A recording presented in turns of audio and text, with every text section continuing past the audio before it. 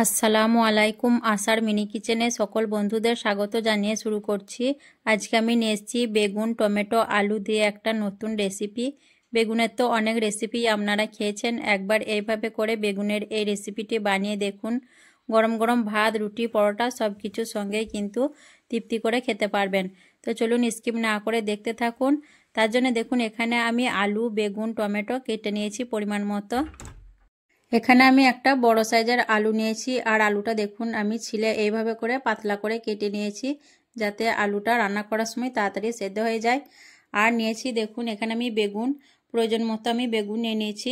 একটা বেগুনের থেকে কিছু অংশ আমি নিয়ে নিয়েছি, আর বেগুনগুলো এরকম পাতলা আর মাঝ বরাবর কেটে নিয়েছি। আর নিয়েছি আমি দুটো বড় সাইজের টমেটো। টমেটোগুলো আমি এরকম মাঝ বরাবর 2 পিস করে কেটে নিয়েছি। এখন আমি এর মধ্যে দিয়ে দিচ্ছি অল্প পরিমাণে নুন, আর দিয়ে দিচ্ছি খুব অল্প পরিমাণ হলুদের গুঁড়ো। হলুদ গুঁড়ো আর নুনটা দেখুন আমি পুরো আলু বেগুনের মধ্যে ছড়িয়ে দিয়ে দিলাম। দিয়ে আমি হাত দিয়ে খুব ভালোভাবে মেখে নেব। নুন হলুদটা আলু বেগুন সব কিছুর মধ্যে কিন্তু ভালোভাবে মেখে নিতে হবে। আর যারা নতুন বন্ধু আমার ভিডিওটি দেখছেন, রেসিপি ভালো লেগে থাকলে অবশ্যই আমার চ্যানেলটি সাবস্ক্রাইব করে আমার পাশে থাকবেন। বেগুন, আলু আর টমেটোর মধ্যে দেখুন আমি কিন্তু খুব ভালোভাবে নুন হলুদটা মেখে নিয়েছি। এখন আমি রান্নার দিকে চলে যাব। গ্যাস অন করে আমি একটা ফ্রাই প্যান বসিয়ে দিয়েছি, আর দিয়ে দিলাম 2 চামচের মতো সর্ষের তেল। তেলটা আমি একটা প্যাচেলারের সাহায্যে ফ্রাই প্যানের মধ্যে ছড়িয়ে নিলাম। তারপর তেল গরম হয়ে আসার পর আমি দেখুন একে একে বেগুনগুলো দিয়ে দিচ্ছি কেটে রাখা। আর আমি প্রথমে বেগুনটা ভেজে নেব, তার জন্য বেগুনগুলো আমি প্রথমে একে একে দিয়ে দিলাম। তারপর আমি ঢাকনা ঢেকে দিয়ে 5 মিনিটের মতো লো ফ্লেমে হতে দেবো, তাহলে বেগুনগুলো খুব ভালোভাবে সেদ্ধ হয়ে যাবে। 5 মিনিট হওয়ার পর আমি ঢাকনা খুলে নিয়ে বেগুনগুলো একবার আমি পাল্টে নেব।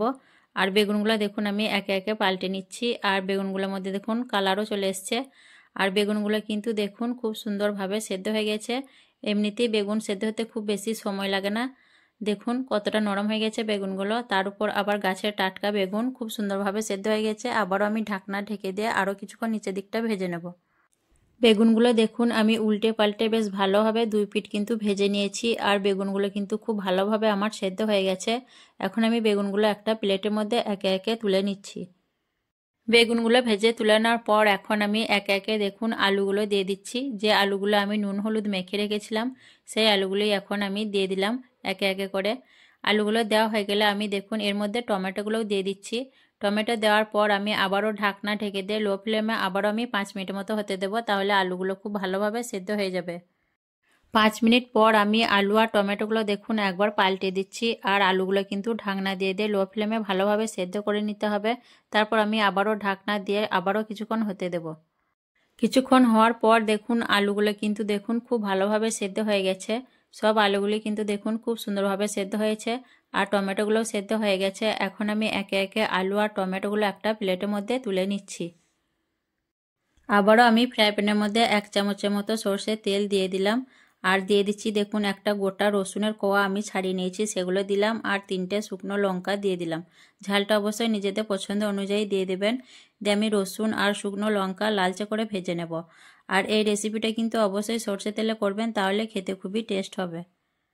রসুন আর লঙ্কা দেখুন বেশ লাল করে আমার ভাজা হয়ে গেছে। এখন আমি রসুন আর লঙ্কাটাও একটা প্লেটের মধ্যে তুলে নিচ্ছি। তারপর দেখুন আবারও এই তেলের মধ্যে আমি দিয়ে দিলাম 2টো বড় সাইজের পেঁয়াজ কুচি। দিয়ে আমি পেঁয়াজটা একটু নাড়াচাড়া করে ভেজে নেব। আর পেঁয়াজটা আমি খুব বেশি ভাজবো না, পেঁয়াজের গায়ে একটা সুন্দর কালার চলে এলে নামিয়ে নেব। আর এই রেসিপিতে পেঁয়াজটা একটু বেশি করে দিবেন, তাহলে খেতে খুবই ভালো লাগবে। পেঁয়াজের গায়ে দেখুন সুন্দর একটা কালার চলে এসছে। এর থেকে আর বেশি আমি পেঁয়াজটা ভাজবো না। এর থেকে বেশি পেঁয়াজটা ভাজা হলে খেতে খুব ভালো লাগবে না। তার জন্য আমি দেখুন পেঁয়াজটা এরকম করে ভেজে নিয়েছি। এখন আমি ফ্রাই প্যানটা গ্যাস থেকে নামিয়ে নেব। সব কিছু খুব ভালোভাবে ঠান্ডা হয়ে যাওয়ার পর দেখুন এখানে আমি অল্প নুন দিয়ে দিলাম। যেহেতু আমি বেগুন আলু ভাজার সময় নুন দিয়েছিলাম, তার জন্য নুনটা একটু বুঝেই দিতে হবে। তারপর আমি দেখুন লঙ্কাটা খুব ভালোভাবে ম্যাশ করে নেব।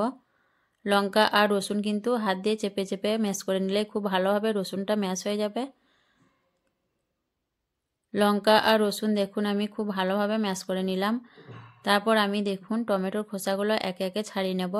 আর টমেটো খোসাগুলো দেখুন খুব সহজেই কিন্তু উঠে আসছে। টমেটো খোসাগুলো ছাড়িয়ে নেওয়ার পর আমি একে একে সব কিছুই ম্যাশ করে নেব। প্রথমে আমি আলুটা ম্যাশ করে নিচ্ছি, আর আলুটা দেখুন খুব সুন্দরভাবে কিন্তু সেদ্ধ হয়েছে, খুব সুন্দর করে ম্যাশ করা হচ্ছে। দিয়ে একে একে সব কিছুই আমি দেখুন খুব ভালোভাবে ম্যাশ করে নেব। আর ভর্তা তৈরি হাত দিয়ে যত ভালোভাবে ম্যাশ করবেন ভর্তার স্বাদ কিন্তু ততই ভালো হবে। আর এইভাবে ভর্তাটা করলে কিন্তু খেতে খুবই মজার হয়। সব কিছু ভেজে নেওয়ার পর ভর্তাটা তৈরি করলে খুবই দুর্দান্ত স্বাদের হয়। ভর্তাটা ভালোভাবে মেখে নেওয়ার পর এখন আমি দিয়ে দিচ্ছি কিছুটা ধনেপাতা কুচি, এতে করে ভর্তার টেস্টটা আরও বেড়ে যাবে। আর দিয়ে দিচ্ছি অল্প কাঁচা সর্ষের তেল, 1 চামচ 1 চামচের মতো। দিয়ে আমি আবারও খুব ভালোভাবে ভর্তাটা মেখে নেব। আর ভর্তার মধ্যে একটু কাঁচা সর্ষের তেল দিলে খেতে কিন্তু খুবই ভালো লাগে। আর যারা পছন্দ করেন না তারা কিন্তু স্কিপ করতে পারেন। আমি দেখুন খুব ভালোভাবে আবারও ভর্তাটা মেখে নিচ্ছি। ভালোভাবে মেখে নেওয়ার পর দেখুন কতটা লোভনীয় হয়েছে দেখতে, আর খেতেও কিন্তু দুর্দান্ত লাগে। গরম গরম ভাত, রুটি, পরোটা সব কিছুর সঙ্গেই কিন্তু খেতে পারবেন। আর তাছাড়া আমাদের রমজান মাসে সেহরিতেও কিন্তু এইভাবে ভর্তাটা বানিয়ে নিয়ে ভাত খেয়ে নিতে পারবেন। তো আজকের এই রেসিপি কেমন লেগেছে অবশ্যই কমেন্টে জানাবেন। ভালো লাগলে লাইক করবেন, শেয়ার করবেন, আর আমার চ্যানেলটি সাবস্ক্রাইব করে আমার পাশে থাকবেন। আসবো আবার অন্য কোনো রেসিপি নিয়ে। সকলে ভালো থাকবেন, সুস্থ থাকবেন। আল্লাহ হাফেজ।